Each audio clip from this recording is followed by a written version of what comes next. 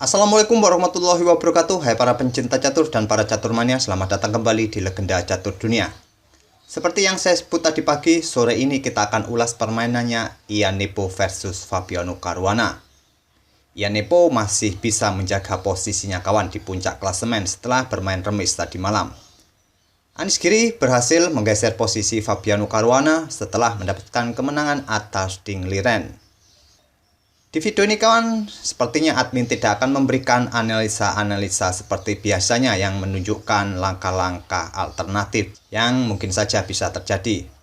Karena di permainan Ian Nepomuk versus Fabiano Caruana ini kawan, nantinya kawan-kawan akan melihat bagaimana sederhananya permainan kedua pemain.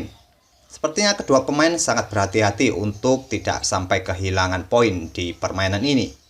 Jadi kita langsung saja ke atas papan, bagaimanakah mereka bertarung di atas papan pada pertemuan kedua di turnamen kandidat ini.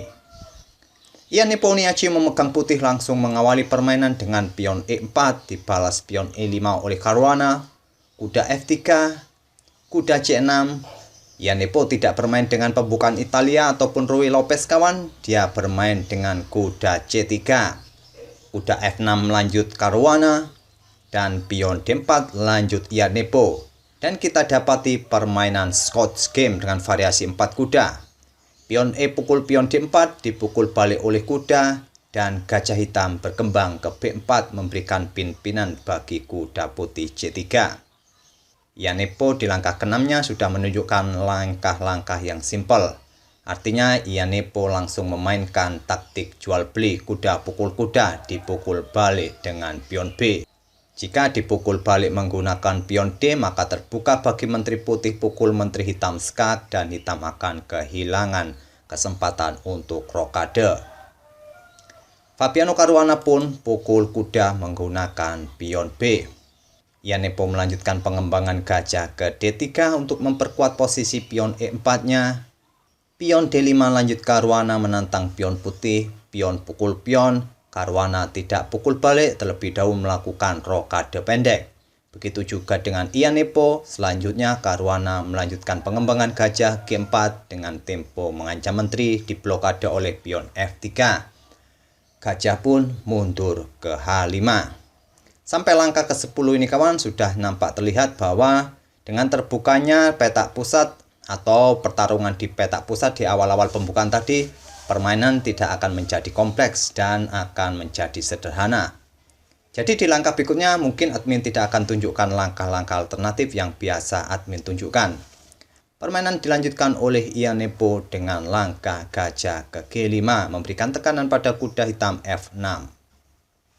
Dan Caruana meresponnya dengan langkah menteri ke D6 menghindari pin-pinan dari gajah putih.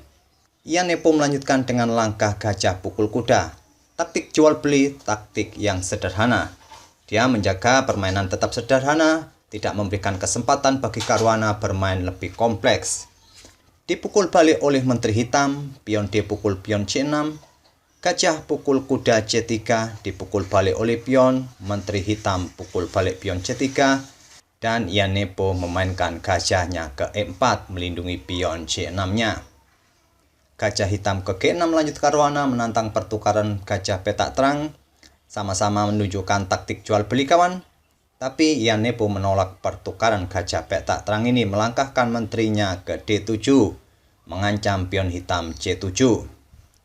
Beteng A digeser ke D8 mengancam menteri. Menteri pukul pion C7, menteri hitam ke C5 skak sekaligus untuk memperkuat atau mempick up pion A7-nya. Raja bergeser ke H1. Sekarang Caruana menukarkan gajah petak terangnya dipukul balik oleh pion.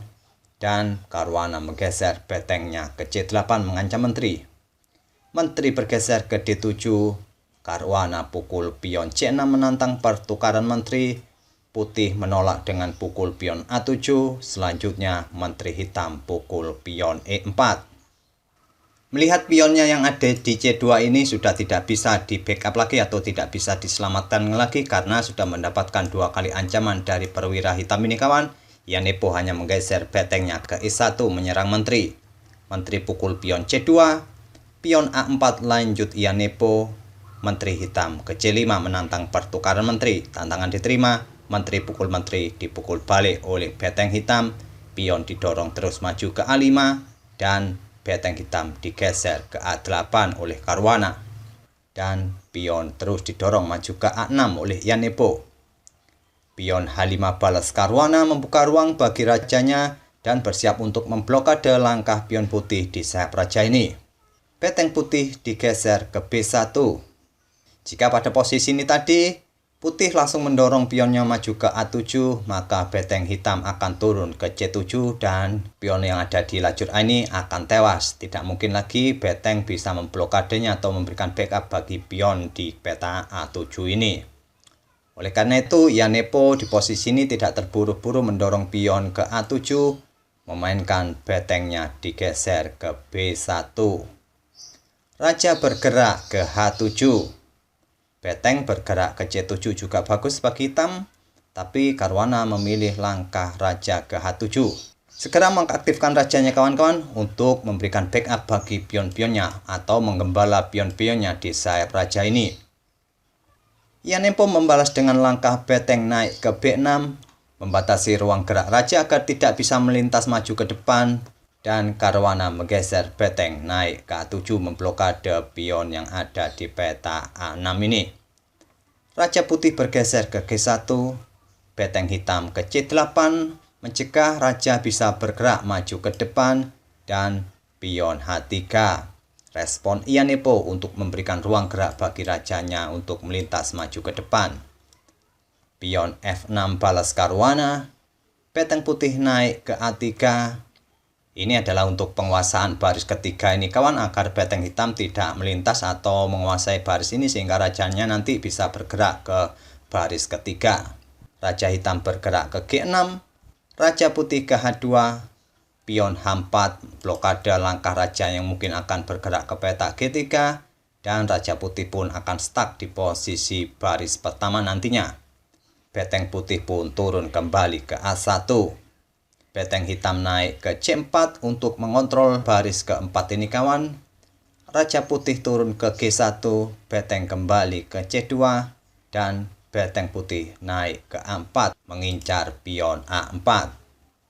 Bisa saja raja hitam membackup pion di peta H4 ini dengan melangkah ke peta H5. Jika nanti beteng putih melakukan skak di peta B5, pion bisa didorong maju ke peta G5. Tapi Fabiano Caruana lebih memilih menggeser betengnya ke D2. Beteng putih ke G4 skak, raja mundur ke F7, beteng pukul pion. Sekarang beteng hitam bergeser ke lajur A, bersiap pukul pion A6. Beteng putih ke B7 skak, dipukul oleh beteng hitam, dipukul balik oleh pion, dan beteng hitam bergeser ke lajur B, bersiap mengeliminasi pion di lajur B ini. Dan Ian Nepo melanjutkan dengan langkah beteng ke A4. Beteng pukul pion, raja putih ke H2. Di sini kawan, di langkah ke-41 ini, Fabiano Caruana menawarkan untuk remis dan penawaran diterima oleh Ian Nepo. Permainan pun berakhir remis. Jika dilihat dari gaya permainan kedua pemain tadi kawan, kita disuguhkan permainan yang sangat membosankan. Kedua pemain ingin menjaga posisi di klasemen kawan agar poinnya tetap aman untuk menjaga peluang mereka untuk memenangi turnamen ini. Semoga permainan dari kedua pemain tadi bisa sedikit menghibur kawan-kawan di waktu ngabuburit ini. Kita akan bertemu di video-video berikutnya. Terima kasih. Wassalamualaikum warahmatullahi wabarakatuh.